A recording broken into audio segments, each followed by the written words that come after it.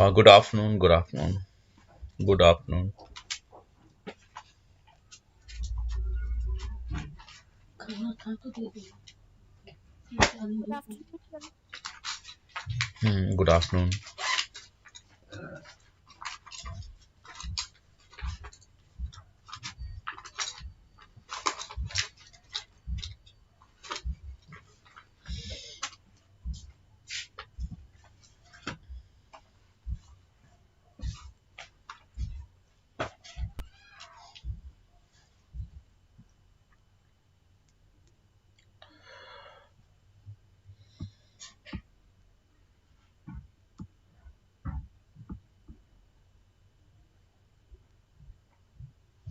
Hmm, today I'm going to start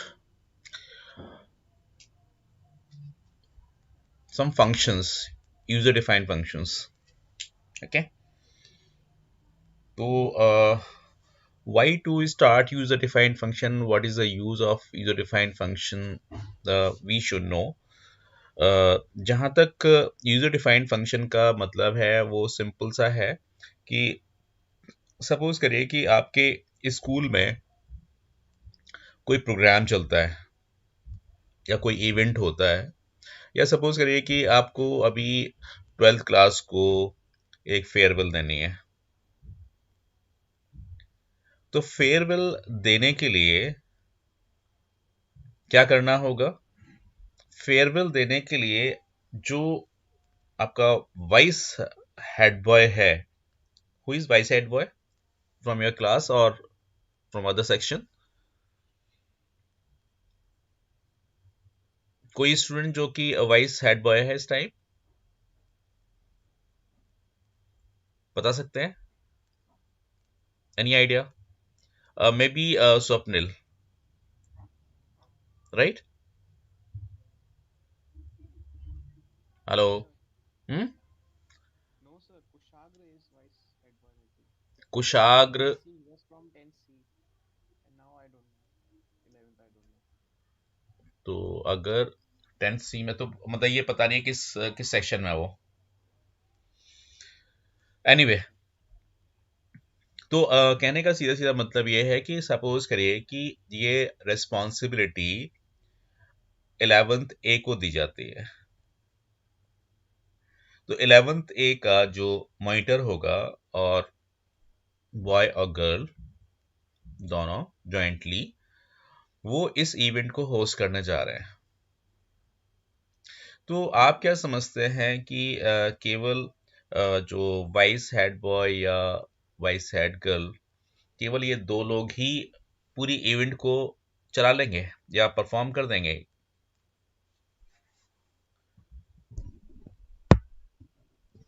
actually मैं आपसे question इसलिए कर रहा हूँ सो दैट इसका सॉल्यूशन निकले और उसके बाद हम अपने टॉपिक पे चलें। सिंपल सा लॉजिक जो मैं यहाँ पर बोलने जा रहा हूँ वो ये है कि अगर हम अपने वाइस हेड बॉय या हेड गर्ल पे डिपेंडेंट हो जाएं तो आप ये सोचें कि वो अपना सारा काम कर लेंगे या जो इवेंट है वो परफॉर्म हो जाएगा, तो ये पॉसिबल नहीं है।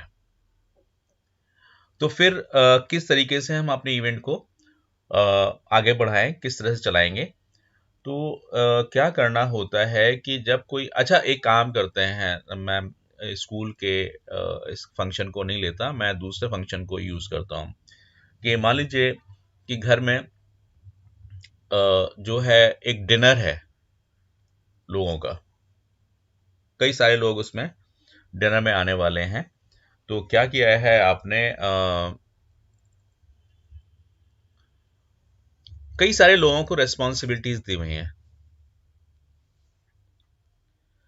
कई सारे लोगों को रेस्पॉन्सिबिलिटीज आपने दी हुई हैं कि अ, आपको कैटरिंग संभालनी है, आपको जो है जो गेस्ट्स हैं उन गेस्ट को इनवाइट करना है और देखना है, और एक ऐसा होगा जो कि वाटर पॉइंट पर होगा,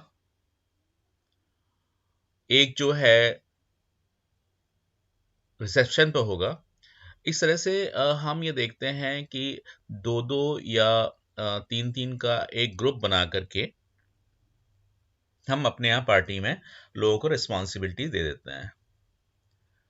इससे क्या होता है कि जब आप के यहाँ फंक्शन शुरू होगा तो ये लोग जिनको आपने ये ड्यूटी दी है वो अपनी ड्यूटी संभाल लेंगे, और ड्यूटी संभालने के साथ ही साथ आप ये देखेंगे कि आपका जितना भी मैनेजमेंट है या जो भी ये एक्टिविटी है वो कितनी आसानी से परफॉर्म हो जाती है।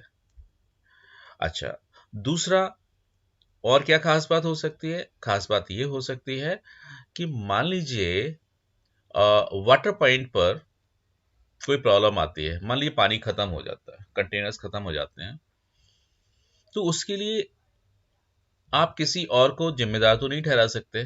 आई मीन आप रिसेप्शन वाले को तो रिस्पॉन्सिबल नहीं बनाएंगे, क्योंकि रिसेप्शन वाला जो है केवल और केवल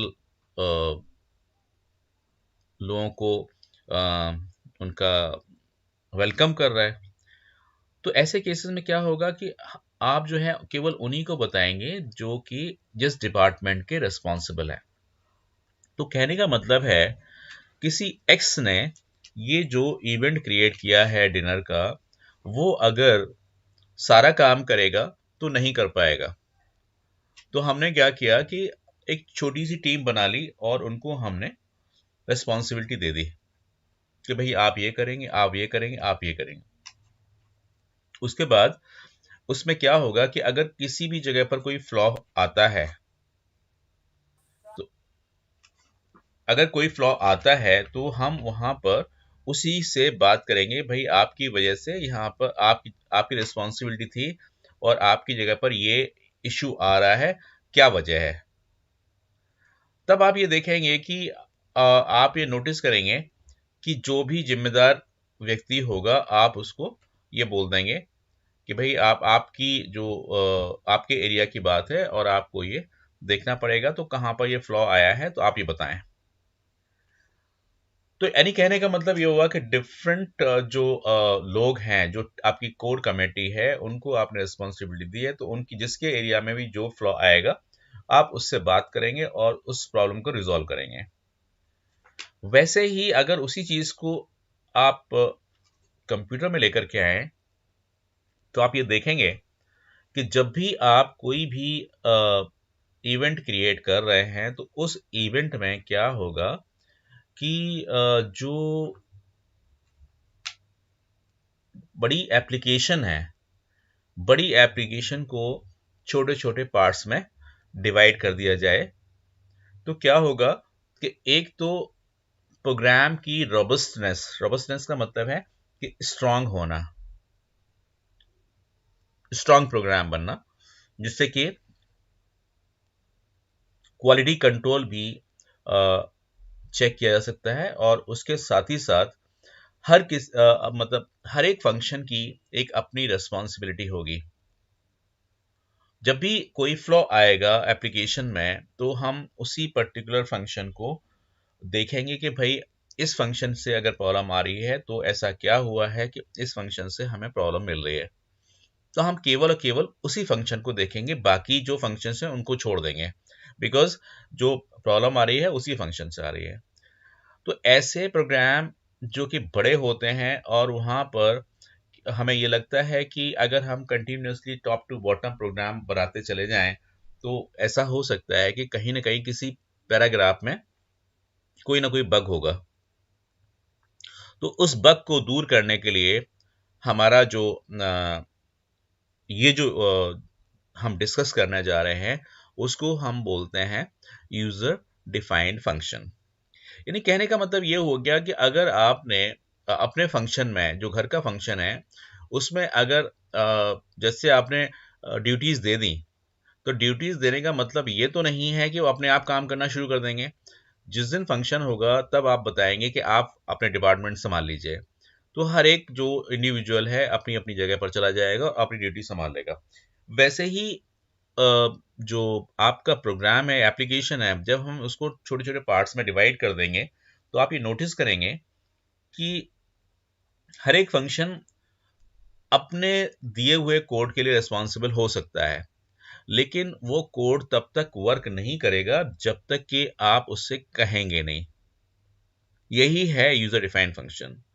यानी यूजर डिफाइंड फंक्शन का सीधा सा मोटिव ये है कि you'll be able to create different modules or different departments in which particular segment or particular code is executed. And whenever you see a particular segment is giving problem, so you'll go and see the particular segment and rectify the problem. So कहने का मतलब ये हो गया कि user defined function जो है, हम अपनी अपनी एप्लीकेशन को एक रोबस्ट बनाने के लिए हम प्रोग्राम को छोटे छोटे मॉड्यूल्स में तोड़ देते हैं। अभी तक हमने जो प्रोग्राम किया है उसमें ये किया है कि प्रोग्राम है, ठीक है, अच्छा है, प्रोग्राम चल रहा है, लेकिन अब ये प्रोग्राम ऐसा होगा कि हम छोटे छोटे छोटे छोटे प्रोग्राम्स बनाएंगे अपने एक प्रोग्राम के अंदर। जब उन प्रोग्राम्स को हम एक ही प्रोग्राम के अंदर बनाएंगे तो छोटे छोटे प्रोग्राम्स कैसे चलेंगे, ये सोचने वाली बात है। जैसे कि मैं एग्जांपल लेता हूं,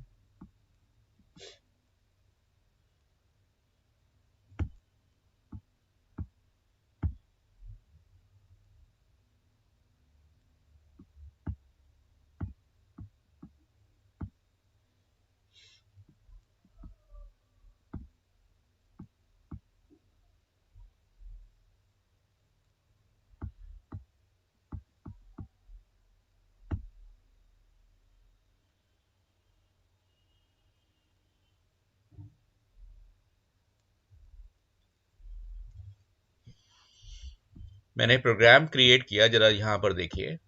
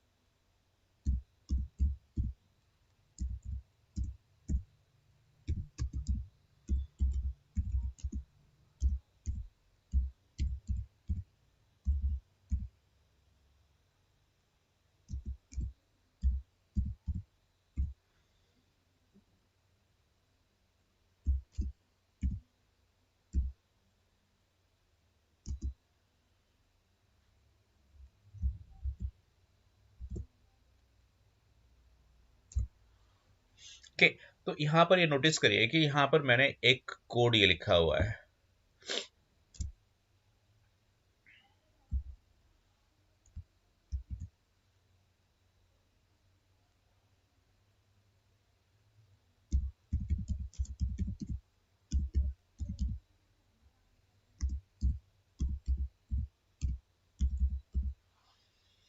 एक कोड लिखा हुआ है, इस कोड जो यूजर डिफाइंड फंक्शन का कोड है, और इस कोड का यूजर डिफाइंड फंक्शन का जो नाम है वो हमने दिया वेलकम। तो मान लीजिए इसको मैं सेव करता हूं और एक बार रन करने की कोशिश करता हूं।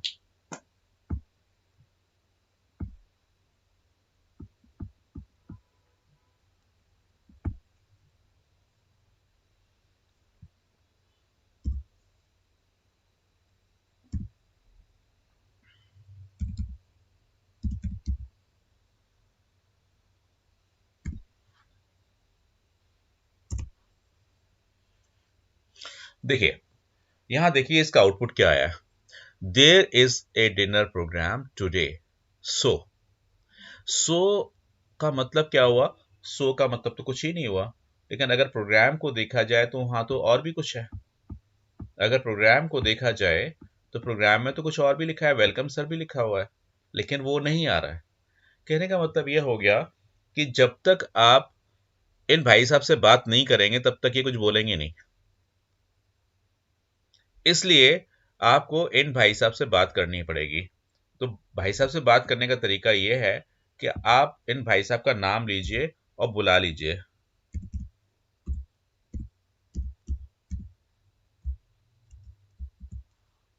बुला लिया, ये बुला लिया, उसके बाद आप इस प्रोग्राम को रन करें।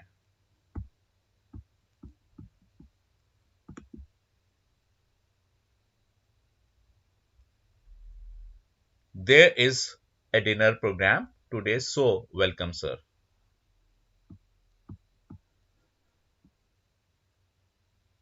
So what do you think? कुछ समझ में आया? कुछ समझ में आया आपके में? कहने का मतलब ये है कि इतना जो पोर्शन मैंने यहां पर लिखा है, ये कि अपने आप में एक यूजर डिफाइंड फंक्शन है। यूजर डिफाइंड फंक्शन हमें डेफ, जब भी आप कहीं भी प्रोग्राम देखें तो अगर आपको डेफ लिखा हुआ दिखाई देता है तो इसका सीधा सीधा मतलब ये है कि वहां पर आप एक यूजर डिफाइंड फंक्शन बनाने जा रहे हैं और वो आपके एप्लीकेशन का पार्ट है। सो दिस इज द पार्ट। ये जो डेफ है एक पार्ट है। किसका पार्ट है? आपकी एप्लीकेशन का। तो आपकी एप्लीकेशन कहां से शुरू हो रही है? आपकी एप्लीकेशन जो है इस जगह से शुरू हो रही है, my application begins from this place। And उसके बाद मैंने इसको रन कर दिया और ये रहा आपका प्रोग्राम, वेलकम सर। तो कहने का सीधा सीधा मतलब है कि ये जो पार्ट हमने बनाया है यहां से लेके यहां तक, this is our user defined function, क्योंकि हमने एक अलग से फंक्शन बना लिया। फिर एक हम और बना लेते हैं, def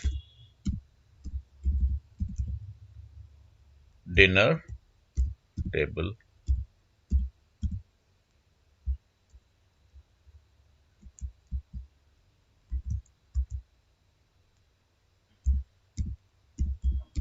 print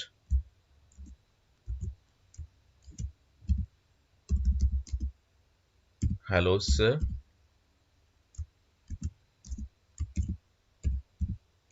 what would you like to have?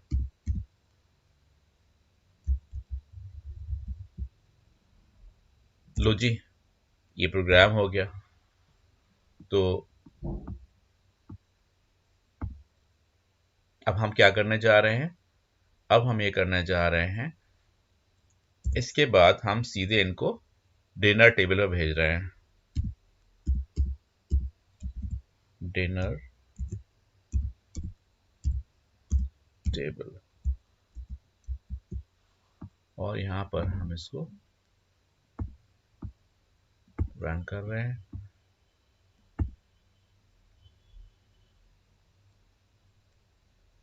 तो ये देखिए, आपका जो प्रोग्राम था उस प्रोग्राम को हमने 3 पार्ट्स में तोड़ दिया। एक पार्ट ये आपका मेन रहा, there is a dinner program today, so ये आपका एक फंक्शन रहा, यूजर डिफाइंड फंक्शन जो आपने बनाया है। उसके बाद ये दूसरा यूजर डिफाइंड फंक्शन है। तो इस तरीके से हम कोई भी एप्लीकेशन है उसको छोटे छोटे पार्ट्स में डिवाइड कर सकते हैं और उनको जब चाहें तब इस्तेमाल कर सकते हैं। अभी आपने वेलकम किया, फिर डिनर टेबल पे भेज दिया, फिर क्या हुआ? फिर आपने वेलकम के लिए भेज दिया।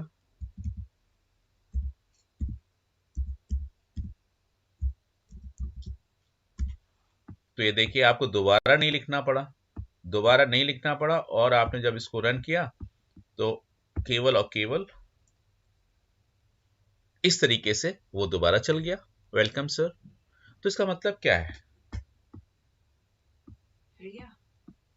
इसका मतलब ये है कि ये जो है एक ऐसा फंक्शन है जो कि हमने कॉल किया है यहां पर। ओके, सो ये जो मेन है, मैं इसको मेन लिख देता हूं यहां पर,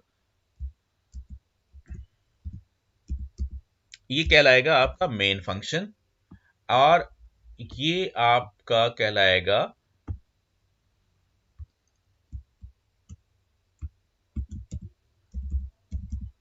कॉल्ड फंक्शन, या इसको आप मेन कहें या कॉलिंग फंक्शन कहें या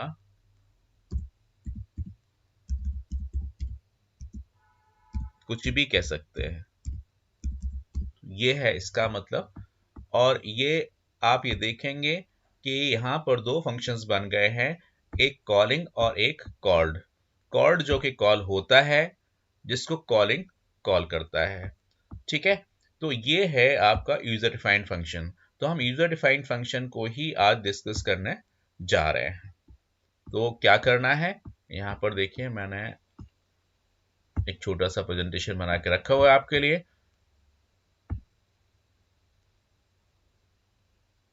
इस चीज को आप देखिएगा।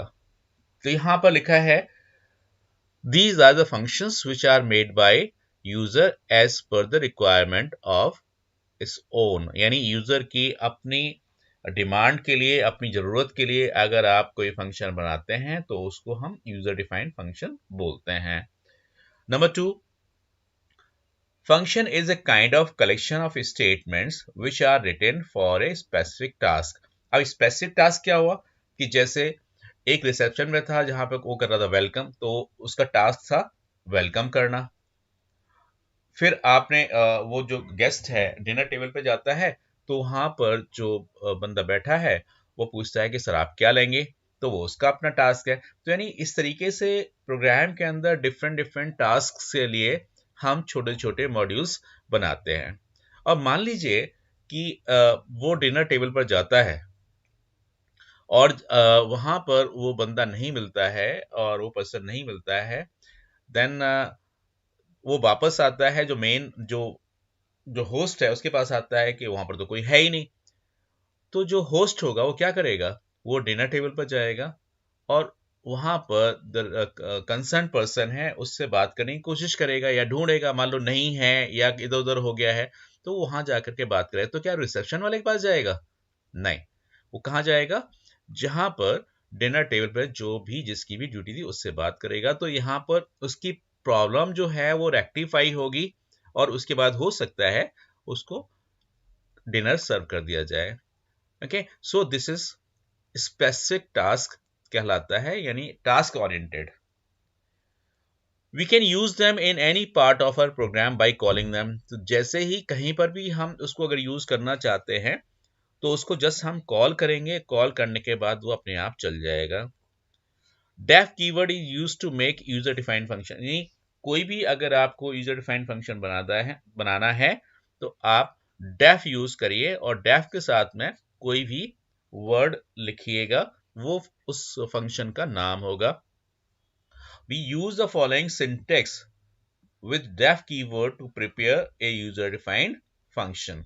ये जो हमने नीचे लिखा है ये इसका सिंटेक्स है, जिसमें लिखा है def function name and bracket के अंदर देखें आप लिस्ट ऑफ पैरामीटर्स और लास्ट में लगा हुआ है कॉलन। तो ये इसका सिंटेक्स है। कोई फंक्शन अगर आपको लिखना है तो ये तरीका होगा, पहले आप डेफ लिखेंगे, डेफ के बाद उस फंक्शन का नाम लिखेंगे और उसके बाद पैरेंथेसिस स्टार्ट करेंगे, और पैरेंथेसिस में कुछ देना है तो दीजिए, नहीं तो उसको बंद करिए, और सबसे बाद में आपको देना पड़ेगा कोलन। कोलन का मतलब ये हो गया कि यहाँ ये एक फंक्शन है, इसके सब पार्ट्स यानी सब स्टेटमेंट्स आर ऑलरेडी देयर, यानी उसके बाद आपको स्टेटमेंट्स लिखने हैं। सो ये है इसका सिंटेक्स। आगे चलते हैं। मेरे ख्याल से आपको ये जो स्टेटमेंट है इसके बारे में पता होना चाहिए अगर आप यूजर डिफाइंड फंक्शन बनाने जा रहे हैं। सो जब भी कोई यूजर डिफाइंड फंक्शन बनाते हैं तो ये फंक्शन क्रिएट करने का यही तरीका होगा। देखिए यहां पर लिखा है यूजर डिफाइंड फंक्शंस क्या क्या है, क्या तरीका होगा, लिस्ट ऑफ पैरामीटर्स मैंने दे दिया है। अब ये जो चीज लिखी हुई है डॉक स्ट्रिंग मतलब डॉक्यूमेंट की स्ट्रिंग जो है, और देखिए ट्रिपल कोट्स में है, और ट्रिपल कोट्स का मतलब ये है कि कमेंट लाइन है, यानी अगर आप उसको ये बताना चाहते हैं कि ये प्रोग्राम आप किस लिए बना रहे हैं, तो आप आसानी से उसको बता सकते हैं कि this is the function and its intention is this. And उसके बाद आप ये देखें नीचे स्टेटमेंट, ये प्रोग्रामिंग स्टेटमेंट्स हैं और ये आपका कमेंट है। यहां पर ये नोटिस करिएगा कि जो डेफ है this is the keyword, this is the keyword, and here यहां से लेकर के यानी इस लाइन के बाद जो कुछ भी लिखा है उसको हम बोलते हैं function definition. After the line containing def there should be a 4 spaces indentation, मतलब ये है कि थोड़ा सा गैप दे करके आप फंक्शन का नाम लिख दीजिए और उसके बाद आप बॉडी ऑफ द फंक्शन लिख सकते हैं, ब्लॉक ऑफ द फंक्शन लिख सकते हैं। तो ये इसका तरीका है, फंक्शन को लिखने का तरीका, फंक्शन बनाने का तरीका होगा। होप यहां तक आपका क्लियर है, इसमें तो कुछ है नहीं। Yes sir clear. क्लियर है, चलिए फिर आगे चलते हैं।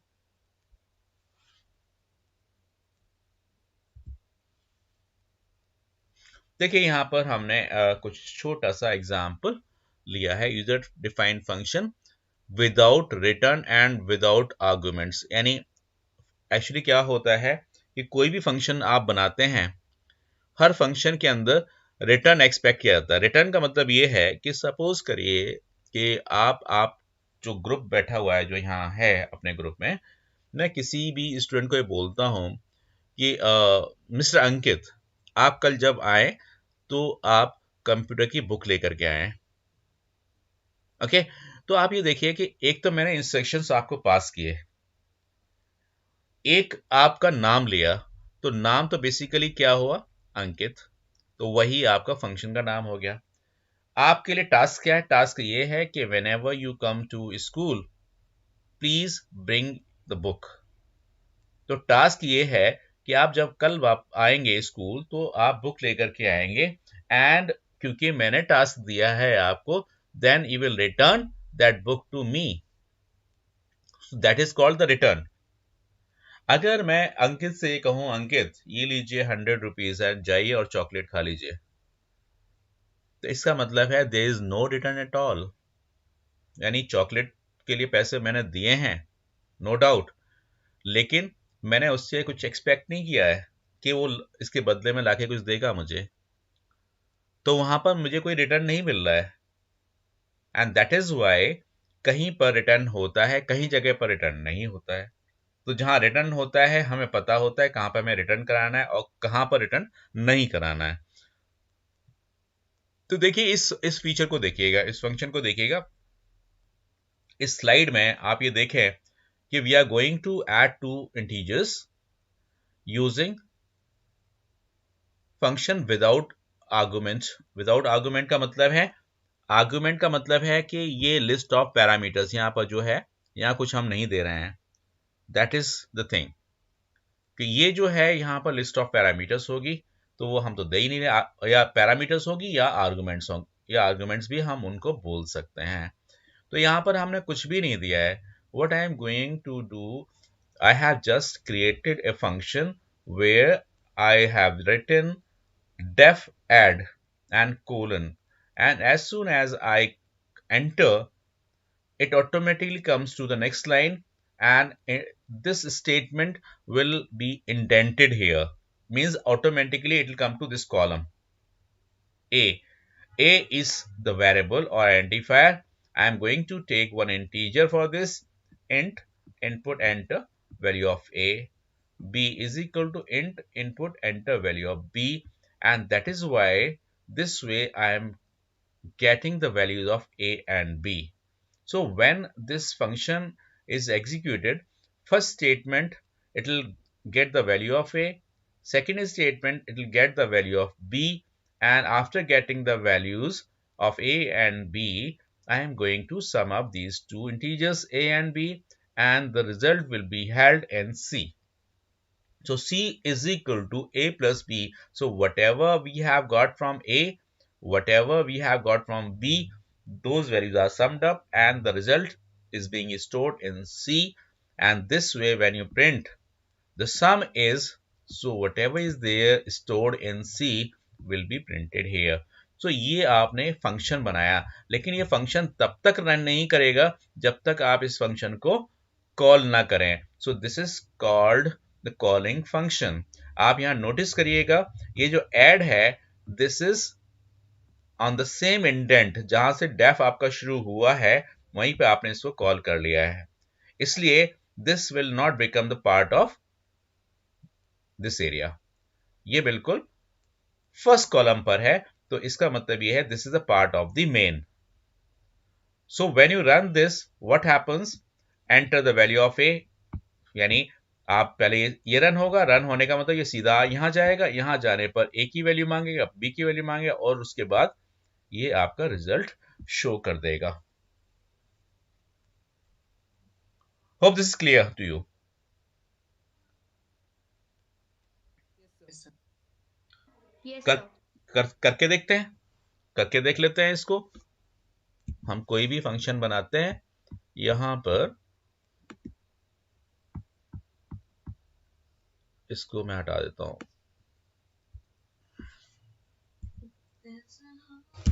डेफ से addition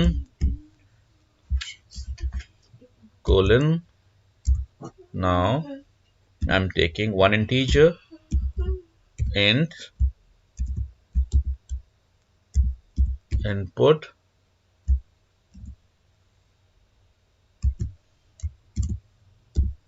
enter one integer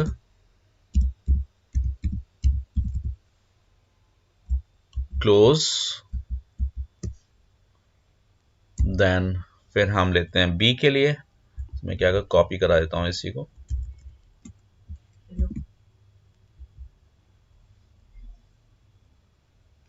आपका पढ़ा रहे हैं, थोड़ी देर में कॉल करती हूँ. अभी क्लासेस दे रहे हैं तो आवाज नहीं, मैं कमरे के अंदर बैठी हूँ अब नहीं, तू है. Another integer, ललित को हटा के अपना then mobile. I'm going to calculate the sum of a and b, मैं तुझे क्यों हटाऊंगा, तुझे बता दिया सब कुछ, इससे ज्यादा क्या. then print अब क्या मत जाए.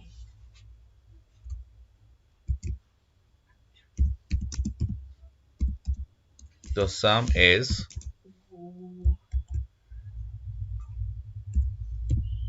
c, and here this is function ends here. तो फंक्शन का पूरा काम हो गया. अब हमें इसको कॉल करना है. कॉल करने के लिए क्या होगा, हमें जाना पड़ेगा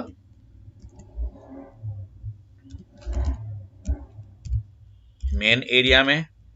सो यहां पर एडिशन एक ही बार में मेन एरिया, और मुझे क्या करना होगा, फिर यहां पर मैं करूंगा इसको call. This is called calling addition. So when I run this code, save it, enter one integer here, so 56, enter another integer 12, and here sum is 68. Okay, so this way we can create the function. अब मान लीजिए मैं इसी में और थोड़ा सा add करता हूं.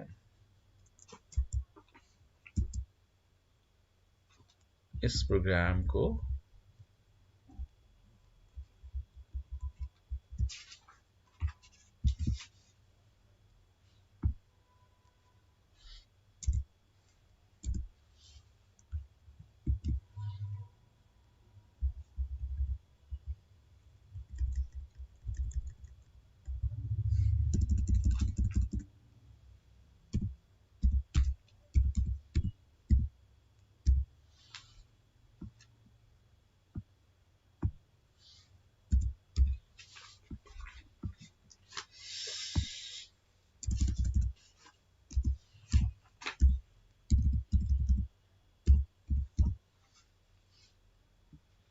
ओके, अब इस चीज को हम यहाँ पर सेव करते हैं और सेव करने के बाद जैसे ही आप इसको रन करेंगे तो it will ask for the value.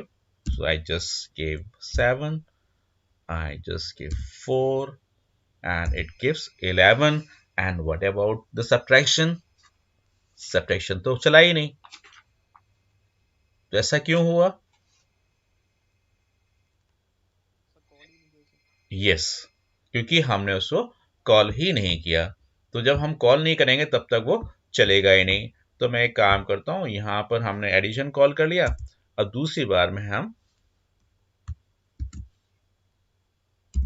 now we are calling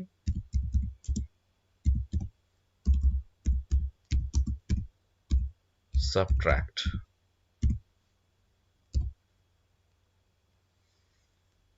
so subtract के लिए हम यहां पर लिखेंगे सब्ट्रैक्ट, और जैसे ही आप सब्ट्रैक्ट लिख देते हैं तो और उसके बाद इसको रन करेंगे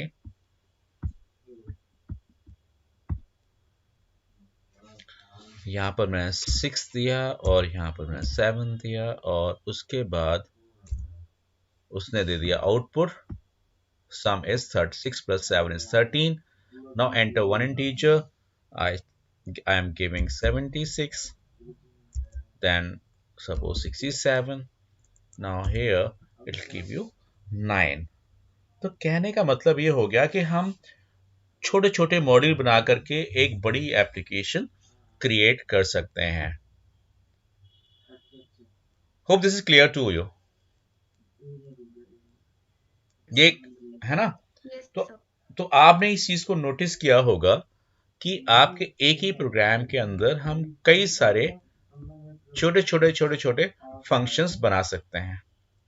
यानी एक तरह से हम केवल और केवल फंक्शन बना दें और उनको जब चाहें तब कॉल कर लें, और जैसे ही आप कॉल करेंगे वो कंसर्न फंक्शन जो है वो एग्जीक्यूट हो जाएगा, और एग्जीक्यूट हो जाने के बाद आपको उसका रिजल्ट प्रिंट करके दे देगा. ठीक है. तो बस ये एक तरीका है कि अगर हमारी एप्लीकेशन बड़ी है और बड़ी एप्लीकेशन को हम एक्चुअली बड़ी एप्लीकेशन में सबसे बड़ा फ्लॉ जो होता है वो ये होता है कि अगर किसी वजह से कहीं पर आउटपुट में एरर होती है तो ये बड़ी एप्लीकेशन के अंदर हमें ढूंढना मुश्किल हो जाता है कि किस एरिया में ये एरर आ रही है. तो इस ऐसी चीज से बचने के लिए हम क्या करते हैं कि अगर बड़ा प्रोग्राम है तो बड़े प्रोग्राम को छोटे छोटे पार्ट्स में डिवाइड कर देते हैं, और डिवाइड करने के बाद फिर अगर कोई भी बग किसी भी एरिया में आता है तो हम उसी एरिया को बड़ी आसानी से समझ जाते हैं कि भाई इस फंक्शन के अंदर हमने बग किया है, क्योंकि उसी फंक्शन की वजह से आउटपुट में इश्यू आ रहा है. तो हम सीधे जाएंगे उसी फंक्शन के अंदर और उस फंक्शन में जाकर के हम उस फंक्शन को चेक करेंगे और किस स्टेटमेंट में कोई इश्यू है या बग है तो उस बग को रिमूव करेंगे. That is called debug. और डीबग करने के बाद हम उस फंक्शन को भी सही कर देंगे और फिर हम उस प्रोग्राम को पूरा रन कर सकते हैं. और दूसरी चीज ये भी है कि मान लीजिए कि कई सारे फंक्शंस अपने प्रोग्राम में बनाए हुए हैं और हमें सारे फंक्शंस रन नहीं करने हैं एक बार में, टाइम टू टाइम हमें ये फंक्शंस रन करने हैं. तो ऐसा भी पॉसिबल है कि जब भी चाहें तब जो फंक्शन हम चाहें वो फंक्शन रन कर सकते हैं, एग्जीक्यूट करा सकते हैं, क्योंकि आपके प्रोग्राम के अंदर सारे ही फंक्शंस जो हैं एम्बेडेड हैं.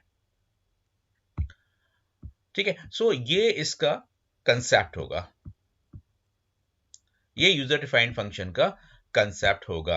अब इन यूजर डिफाइंड फंक्शंस को हम थोड़ा सा और कंसाइज करेंगे, और कंसाइज करने के बाद हम ये देखेंगे कि हम इसमें बेटर और क्या कर सकते हैं. जो जितना से ज्यादा बेटर करेंगे उतना ही आपका एप्लीकेशन जो है अच्छा होता चला जाएगा. और आप ये देखिएगा कि ऐसे बहुत सारी एप्लीकेशंस हैं जो रियल लाइफ एप्लीकेशंस हैं, उनको आप पाइथन में बड़ी आसानी से बना सकते हैं. बहुत सारे मॉड्यूल्स हैं, उन मॉड्यूल्स को हम इंपोर्ट कर सकते हैं. तो जैसे हम ये फंक्शंस बना रहे हैं यूजर डिफाइंड फंक्शंस बना रहे हैं। इन यूजर डिफाइंड फंक्शंस जो है अपने आप में एक मॉड्यूल है। आप किसी भी प्रोग्राम के अंदर आपका अपना बनाया हुआ मॉड्यूल भी कॉल कर सकते हैं, इंपोर्ट कर सकते हैं। ठीक है, तो आज हमने सिर्फ और सिर्फ आपको दिया है कि ये यूजर डिफाइंड फंक्शन होता क्या है। अब थोड़ा सा इसको हम और आगे लेके चलेंगे अपने नेक्स्ट पीरियड में। ठीक है, आज के लिए बस इतना ही। चलिए ठीक। Thank you sir. ओके बेटा। Thank you sir. ओके बेटा। Thank you sir. ओके बेटा।